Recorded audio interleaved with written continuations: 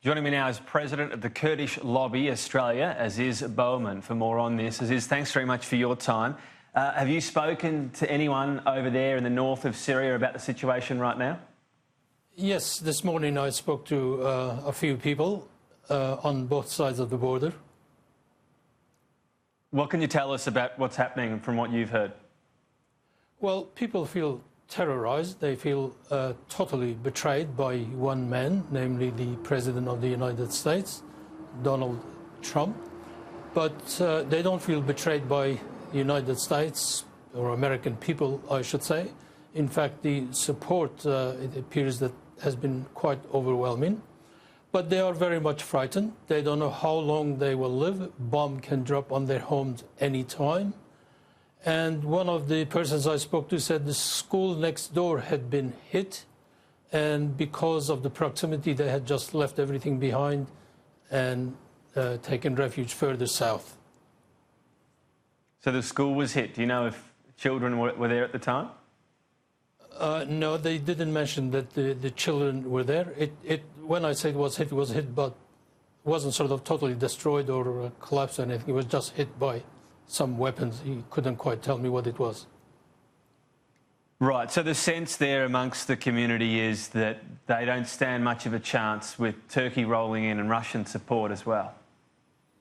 Well, that's what it is. They know Turkey is NATO's second largest country. It has got American jet fighters, it's got German tanks, and it's got French artillery. And all the people have in West Kurdistan or northern Syria are very lightly armed militia. They really don't have much of a chance, but they seem to be determined to put up stiff resistance and, if possible, repel Turkish aggression. You were quoted this morning as calling this a potential bloodbath. Is there any risk of concern that there could shift towards something verging on genocide? Not genocide, but a massacre is very, very likely. Plus, you know, we would expect that there will be around 100,000 or over 100,000 refugees could be the result, plus 1 million internally displaced people. Because a couple of villages have already, or towns on the border, have already been vacated. All residents have left the towns out of the field, as it was one of the first towns that was attacked by Turkish Air Force.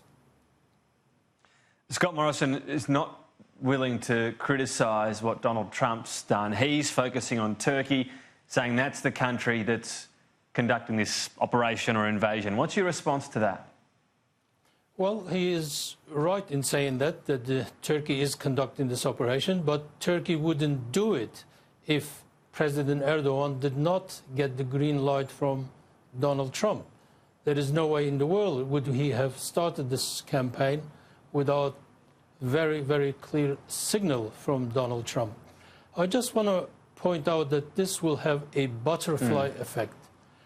Enemies of freedom around the world will now conclude that, well, America cannot be trusted. When the going gets tough, they will simply pack up and go, if not run. On the other hand, the friends of the United States, the allies of the United States, I think will be rightly asking themselves, what is the value of an alliance with the United States if they can just pack up and go? And as Australians, I think we should ask ourselves as well, what is the value of this defense treaty we have with the United States if Donald Trump can just abrogate it or cancel it on a whim? So we need to ask ourselves that question as well. I mean, I guess you've got a very different situation in terms of a formal alliance versus Kurdish assistance and a sort of partnership here. But Turkey, as well as justifying this in part, as is by pointing out the PKK, the Kurdistan Workers' Party, is a terrorist organisation according to the US and Australian governments, and it has a presence here. That does complicate it, doesn't it? Well, not really. The situation is very simple. PKK, there's no evidence that PKK is there against the will of the people. The main forces there is SDF, it's YPG-dominated SDF, Syrian Democratic Forces.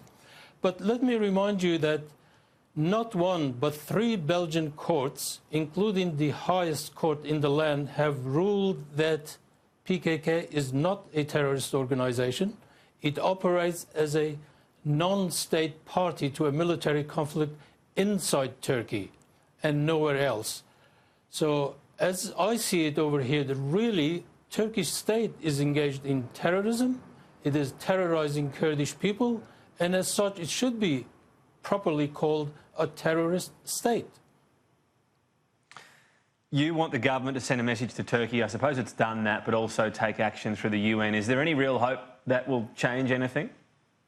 Not really, but I'm pleased that Scott Morrison even said what he has so far said. That was somewhat more than what I had expected.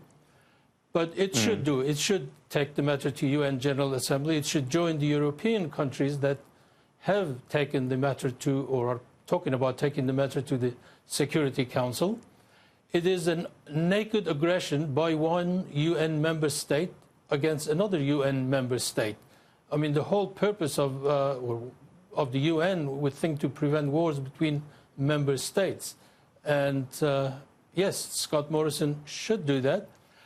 But I'm more focused on people's power. I believe people can be far more powerful in effecting change, in stopping Erdogan by boycotting Turkish goods and services, especially tourism.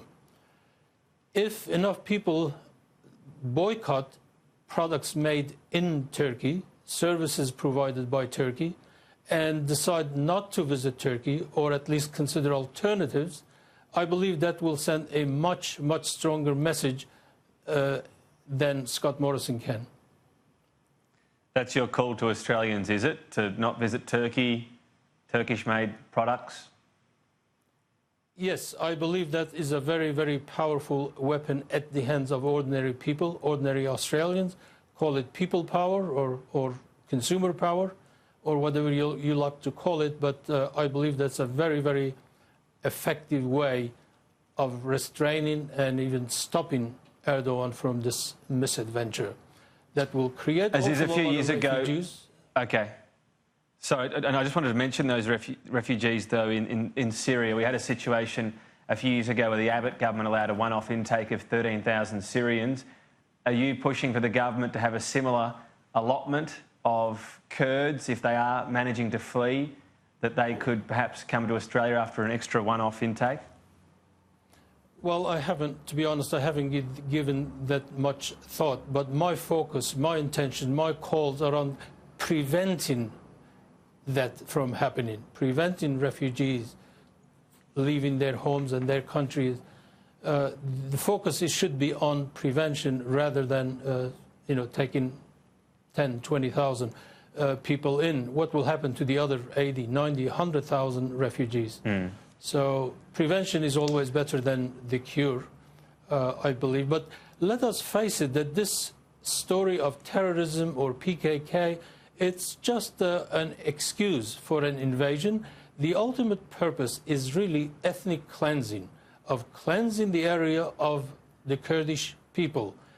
There is a historical Turkish phobia, to great fear of the Kurds, that the Kurds will either form an independent country or will gain an international recognition. And that is the fear that is driving Erdogan and a lot of other people inside Turkey. Turkish people these days do not when you say that, voice. I know you said before you didn't believe this was risking descending into genocide, but I mean, ethnic cleansing for some people could be considered a synonym. You believe that will be targeting civilians and they'll be killed in some sort of mass scale? Is that what you're saying? No, that's not what I'm saying. I'm saying they will be forced out of their homes, forced out of that 32-kilometer zone that he is planning to establish, and replace the Kurdish residents with Arab refugees, whom we are told there are 3 million of them in Turkey. That is the idea, that is the intention, That's what Erdogan is trying to do.